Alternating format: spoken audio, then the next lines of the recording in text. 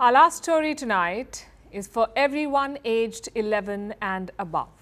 I'll explain the math later. It's about the world's greatest home invader. He sees you when you're sleeping. He knows when you're awake. He works one day a year, then spends the rest of it judging you. You guessed it, I'm talking about Santa Claus. Spoiler alert, he doesn't exist. Hopefully, you already knew that. After all, there is a narrow window when people believe in Santa. It happens during childhood. Research says the more live Santa Claus's children are exposed to, the more likely they are to believe that he exists. Now, Santa is big in America, so about 85% young American children believe in him, especially till the age of 5. Then a shift happens between the ages of 7 and 10, and then there is decline in belief. What about outside America? In Europe, more than 90% children believe in Santa up to the age of 8. In other continents, the percentage is lower. But the age group is similar, including here in India, where most children stop believing in Santa after the age of 8. That may not be good news for some parents. While children believe in Santa Claus, parents can finally play Secret Santa without hating it. Seriously, according to surveys, nearly half of office workers hate Secret Santa. But with the arrival of Christmas comes an annual conflict for many parents, a haunting question. Is Santa real? Should parents lie and preserve a sense of childhood? Or should they spout some spoilers? The answer, we think, is subjective. But it is becoming objectively harder to keep the secret thanks to the internet. The answer is a Google search away, but research says there isn't much to worry about. Contrary to what you might expect, about half the children feel good after discovering about Santa. And that is the magic of Santa Claus, you could say. His myth is an open secret. People seem to be okay with that. Even Santa's origin story is unclear, and that is okay too.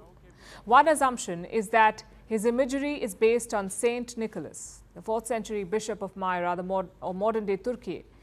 It is said that he gave away his wealth to help the poor. The second assumption is marketing. Santa was introduced as a commercial figure in ads for the Coca-Cola company in 1931. So Santa may be a folklore or a triumph of marketing, but has he managed to persist? Or is Santa losing his edge? There was a pandemic slump, of course. Christmas 2020 was a washout. Christmas 2021 was muted. But since 2022, everyone has wanted a piece of Santa. Santa bookings are skyrocketing. Their wages are up too. A Santa's average pay for an event stands at $275. This could be for a home visit or a corporate party. It is even higher for store or mall appearances. Santas earn about $4,000 through them. On a major Santa hiring platform, there are 20 clients for one hired Santa. This is double the demand than pre-pandemic times. Santa has even helped the stock market. It's called the Santa Claus Rally.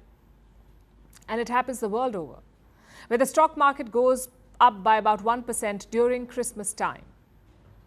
Santa boosts the dying art of letter writing too. His dedicated postal code attracts 500,000 letters every year, 500,000 letters. Santa is also boosting tourism, especially in Finland. At this time of the year, 20 airliners a day land in its capital, Lapland. People make their way to Santa's so-called official hometown, the Santa Claus village.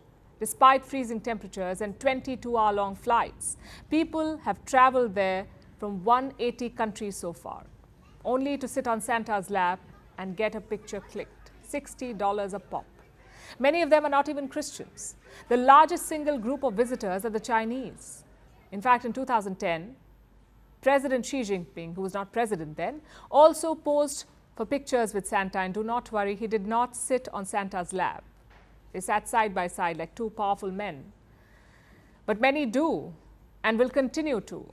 Santa may not be real, but his spirit of generosity is. He helps children understand the concept of giving. He makes adults do special things despite their skepticism.